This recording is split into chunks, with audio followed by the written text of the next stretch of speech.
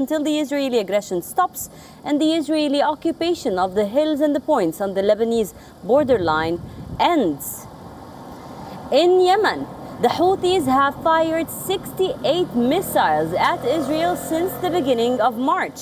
The most recent one hit and targeted the Israeli main airport, Ben Gurion. Now, although it was intercepted, the message was sound and clear that the war isn't slowing down. In Gaza, the ceasefire talks are on life support and the aid is trickling in while the hostages are still not released. And in the meanwhile, the Israelis are escalating. They are talking about further occupation of the Gaza Strip. All this is lined up, and also on the show, Syria, on the brink of division, a decades-old plan might be now in action. We will talk about all this, but first, the headlines.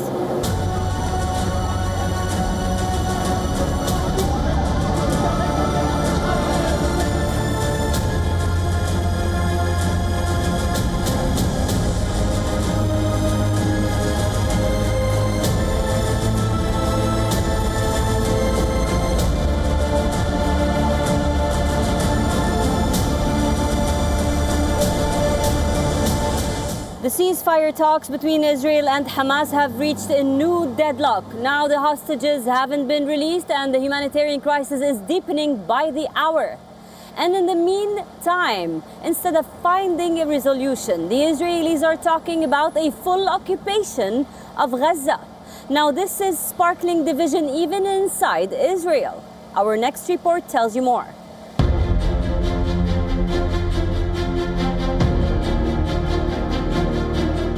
This is Gaza, once a bustling place with schools, apartments, playgrounds, markets, mosques, churches, dreams and livelihoods, all reduced to rubble. See how Gaza looks like now. Entire towns, cities, reduced to rubble. Over 2 million people on the edge, but a deal to end the bloodshed is nowhere in sight.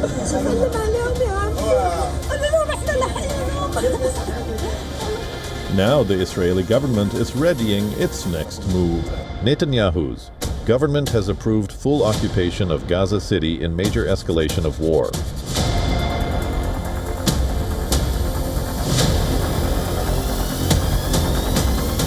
The IDF already controls roughly 3/4 of Gaza, but the most densely populated areas where Hamas is still active are still outside their grip. But Israel's own army chief, Lieutenant General Eyal Zamir, is raising red flags. He's reportedly worried that a full ground push into the heart of Gaza could put the remaining hostages in even greater danger. It's a fear rooted in tragedy. Last year, 6 hostages were killed when Israeli troops unknowingly neared a tunnel holding them. Now, videos of starving captives like Eviatar David and Rom Braslovsky have shaken the country again. And the military is under pressure. After almost 2 years of fighting, the IDF is thinly stretched and troop fatigue is growing.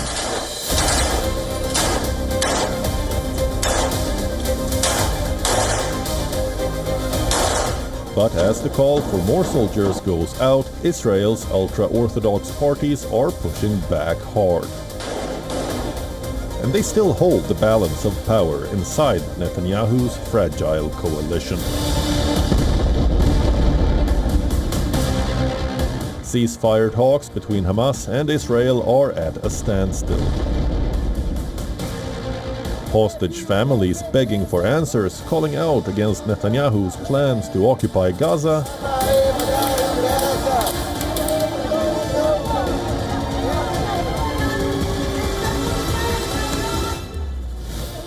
Netanyahu, put aside your political considerations, put aside your personal interests, move forward with a deal and an end to the war. Netanyahu isn't alone. Far-right Israeli ministers want not just a military occupation, but a permanent return to Gaza.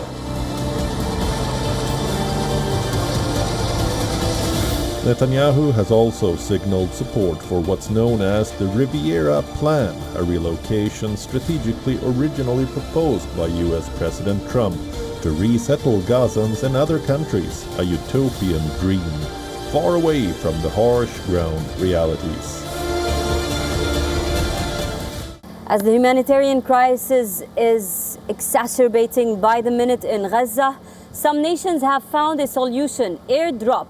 Now, is it humane? Is it enough? The people of Gaza say that it's not humane, it's not enough, and it's not a resolution. Even though Germany, UAE, and other nations are dropping food from the sky, sometimes it causes deaths. Take a look.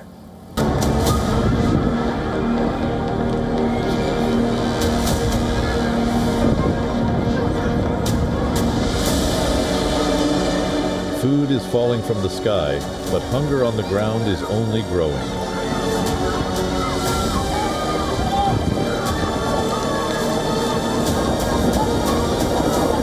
Planes have been flying over Gaza, dropping pallets of humanitarian aid into a war zone. The Israeli military says 120 packages were dropped on Monday alone, part of an operation involving 6 nations. But inside Gaza, many see this not as relief, but as a sign of how desperate things have become. Survival now depends on strength and luck. Only those who can reach the drop zones. Often in high-risk, militarized areas have a chance of getting aid. Others say the scene is chaotic, unpredictable, dangerous.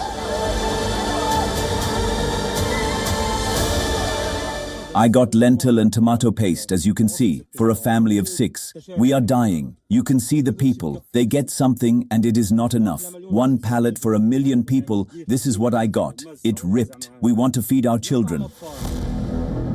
The UN says aid airdrops are at least 100 times more expensive than trucks and far less efficient, and the dangers are real.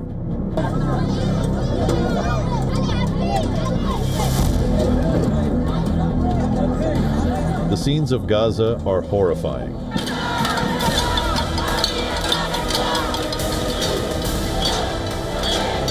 People around the world are coming out on the streets, demanding their governments to take firm action.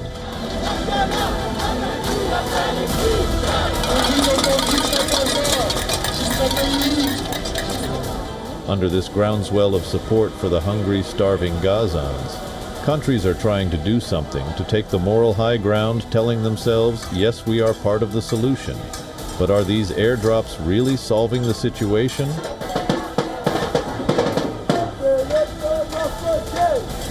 The United Nations warns that famine is no longer a risk, it's a reality unfolding.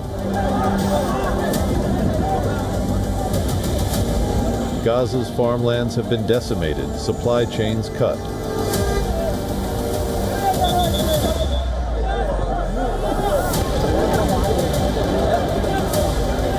The price of flour has soared, in some areas up to $30 per kilo. For families living off scraps, a single bag of flour is now worth more than a month's income.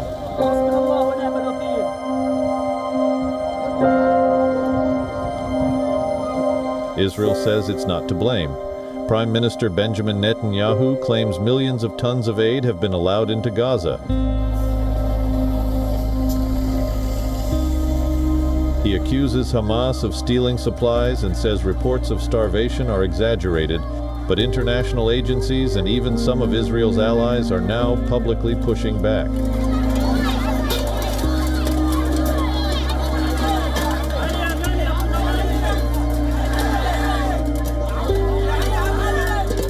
I have been staying here for more than 2 weeks. We went twice to the border, but the Israelis made us return. 2 days ago, there were 350 trucks. They allowed 35 in and made all the others go back.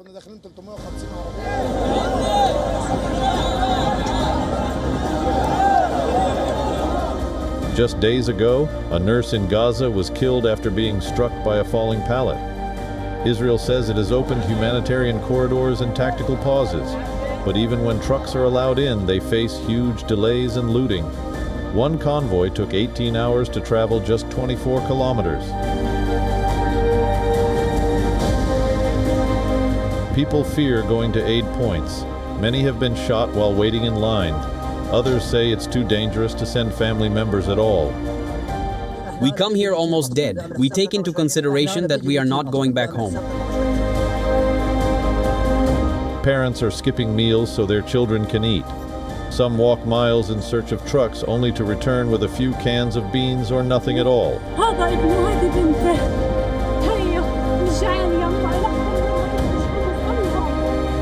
Aid is coming, but it's not reaching the people who need it most.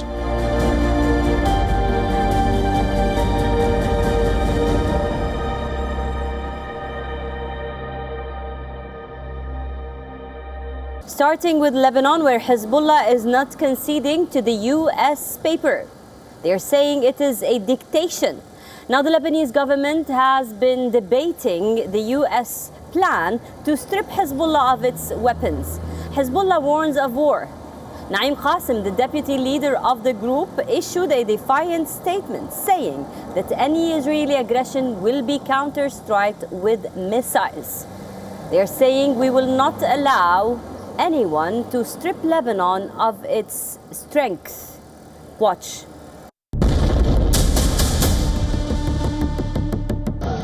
Israel and Hezbollah continue to trade fire, with near-daily exchanges of rockets, drones and artillery strikes. The latest escalation comes despite a ceasefire deal reached in November 2024. Cross-border attacks have intensified in recent weeks, raising fears that a new round of fighting could break out. In a show of force, Hezbollah supporters are back on the streets as the group's new chief issues a clear threat. Any large-scale Israeli offensive, he says, will be met with rockets inside Israel.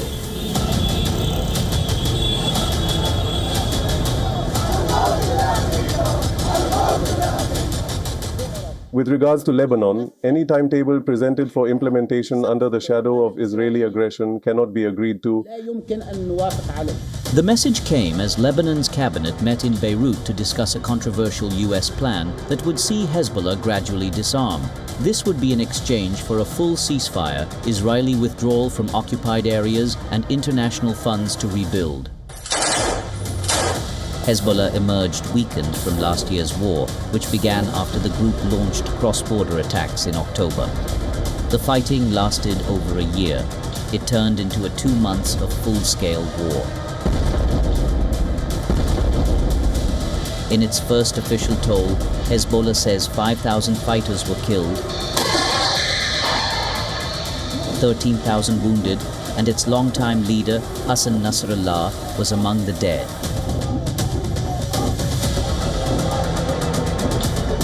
But Hezbollah chief insists the group is still intact and will not agree to any new deal beyond the existing November ceasefire.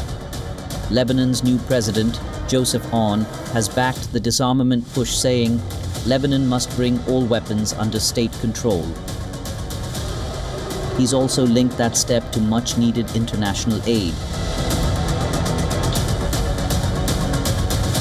The United States, too, is pushing for a resolution, but talks have stalled. Envoy Tom Barrack has called for a timetable to disarm Hezbollah, but Beirut says no guarantees have been offered. Hezbollah says it won't disarm until Israel stops strikes,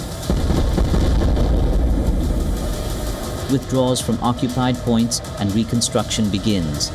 For now, both sides are digging in, and the threat of escalation remains very much alive.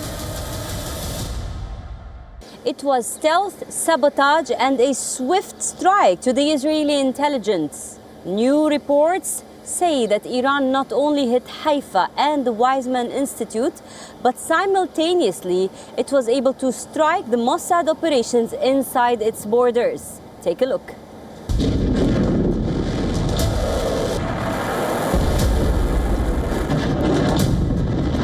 Israel landed the first blow. Then Iran retaliated with thunder.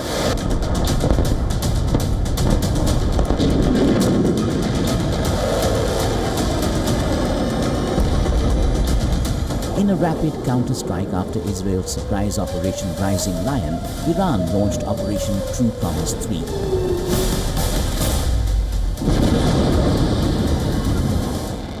ballistic missiles rained down on multiple Israeli cities.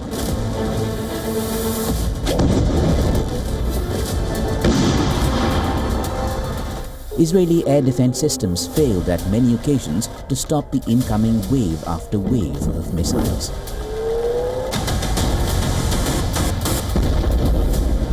On target were Mossad's intelligence headquarters in Herzliya, the prestigious Weizmann Institute of Science in Rehovot, and the northern port city of Haifa. Iran's Islamic Revolutionary Guard Corps described it as a calibrated message: attack us and we strike back at your heart. But missiles were only one part of the response. Iran's Ministry of Intelligence claims to have neutralized a sprawling hybrid war network, dismantling espionage rings, arresting hundreds of alleged Mossad operatives, and routing infiltration attempts inside the borders between June 13th and 24th. The scope of disrupted operations reads like a spy thriller. Iranian forces preempted infiltration plots by 300 foreign terrorists near the southeast border and another 150 in Syria. 6 major arms shipments destined for terrorist separatists were seized, along with massive weapons stockpiles in Sistan and Baluchistan provinces.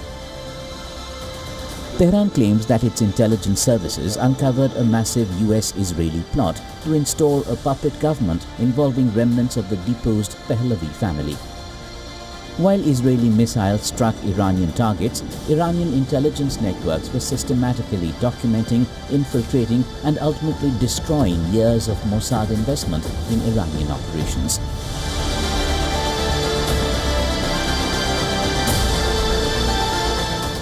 In a span of weeks, Iran transformed from hunted to hunter, not only surviving Israeli shadow operations, but exposing and annihilating Israel's reach. There is no stopping to the Houthis. The 68th missile since March aimed at Israel's Ben Gurion airport. The interception was there, but alarms hit all across Jerusalem and central Israel. We tell you more.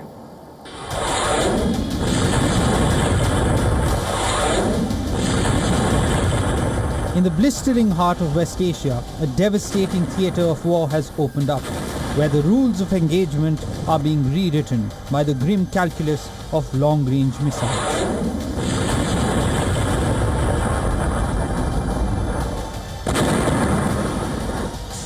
The Yemen-based Houthi rebels have unleashed a relentless campaign of terror, culminating in the firing of their 68th missile towards Israel since March.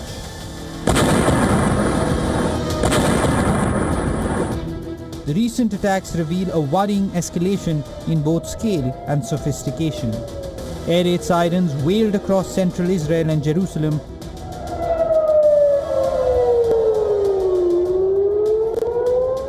as the Houthis fired a ballistic missile, sending civilians scrambling for shelters.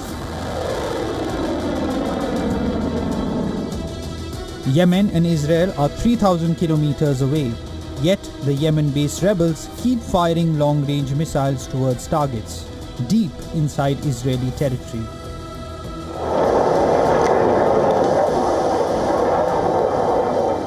The drone and missile barrage isn't random. It's a message. Houthis backed by Tehran are intensifying their reach and Israel's defenses are being tested in real time.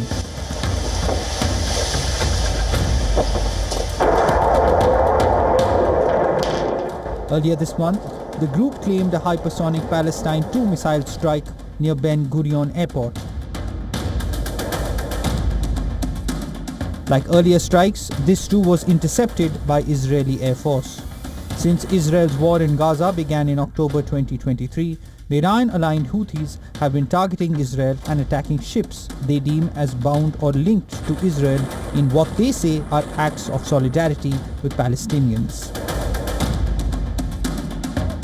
The Yemeni armed forces call on all countries, if they want to avoid this escalation, to pressure the enemy to halt its aggression and lift the blockade on the Gaza Strip.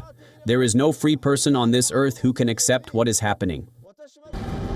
Israel has responded with waves of airstrikes on Houthi targets, including ports, airports, weapons depots.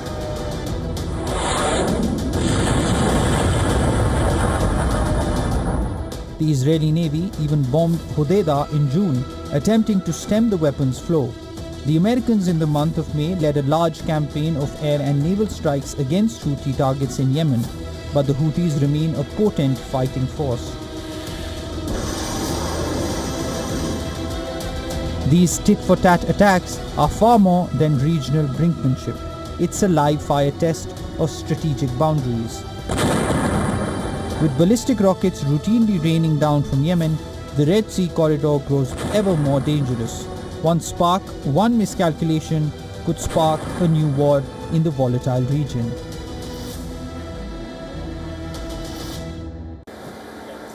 In Syria, a war without declaration, a decades-old plan to reshape the country might be already in action. On one side, there's the Israeli strikes. On the other side, there's the US digging in with the Kurdish forces. New lines may be drawn on the ethnic lines of Syria. Now, who's taking that role? Who's behind that plan? And what grounds are to be taken? We tell you more.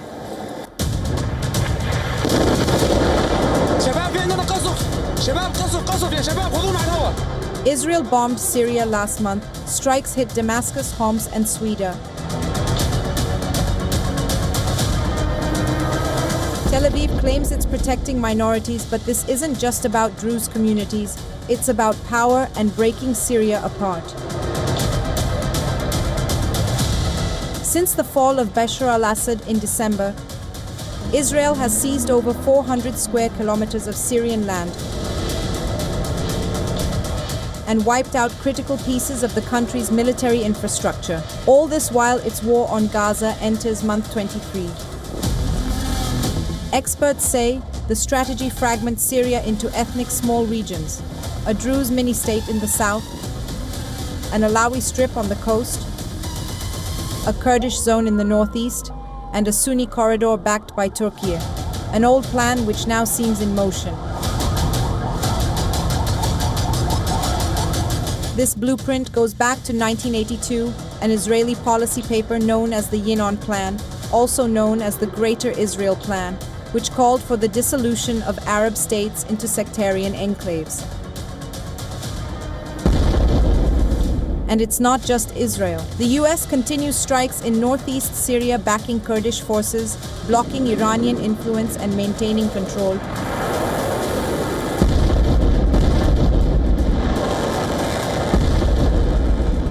But Turkey has different plans. After years of backing opposition forces, Ankara now supports Syria's unity and warns against any attempts to fragment it.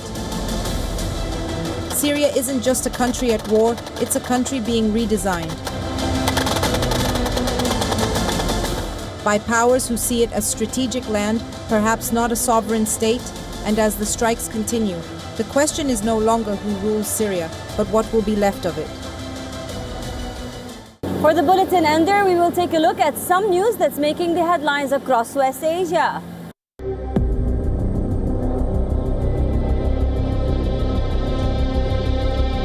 As famine looms in Gaza, aid agencies now warn the water crisis is just as deadly.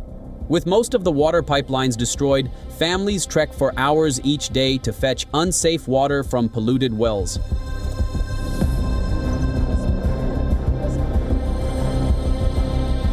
Daily consumption has dropped to as little as 3 to 5 liters per person, far below the emergency threshold.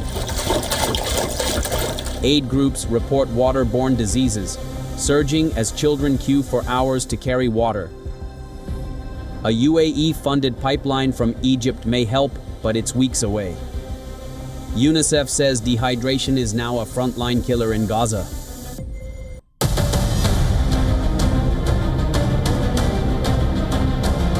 UAE President Mohammed bin Zayed has made a second visit to Russia in under a year, meeting with President Vladimir Putin to strengthen strategic ties.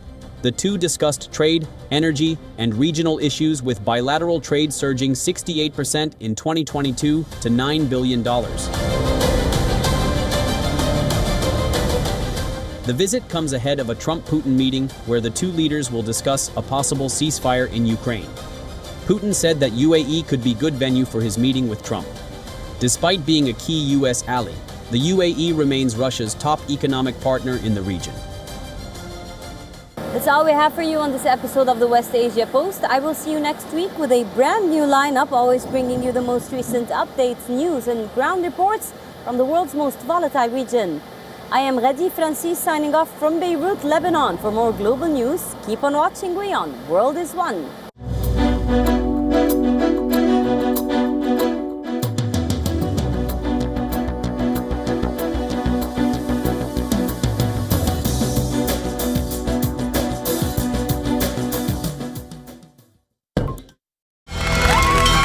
From the bustling trading floors of Wall Street to the vibrant exchanges of Asian stock markets, WION breaks it down for you to make sense of what's happening, as we reveal the key factors behind events, strategic battles, and the game-changing business decisions that shape the world. We bring you all of this and more on World Business Watch. WION Health Resort is unique, the only one of its kind. Experience the 4 paths of natural wellness: yoga, Ayurveda, acupuncture, and naturopathy. Each uniquely customized program improves the whole person to make every person whole. Come to WION Health Resort. Make your reservation at WION.com.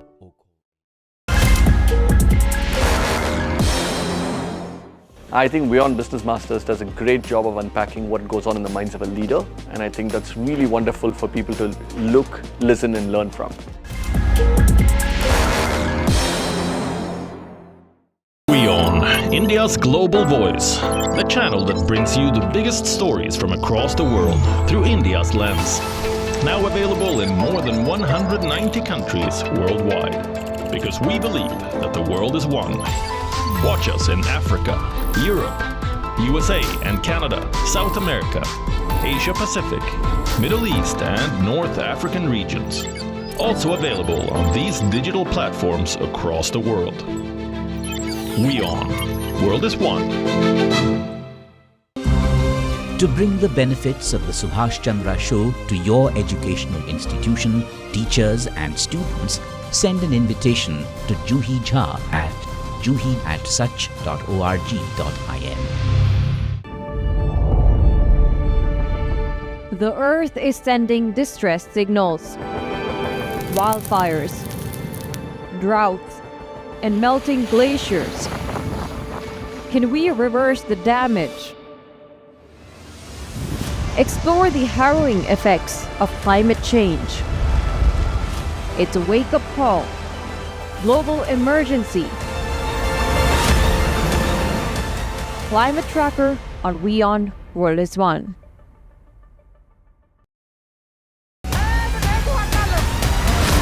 On Inside South Asia this week, tragedy strikes Uttarakhand. A massive mudslide engulfs an entire village in Uttarkashi district. 1 year since Sheikh Hasina's ouster election announcement for February next year, as Bangladesh reaches for an Islamist identity. And Jammu and Kashmir at the very forefront of India's fight against terrorism. A surge in anti-terror operations and successes.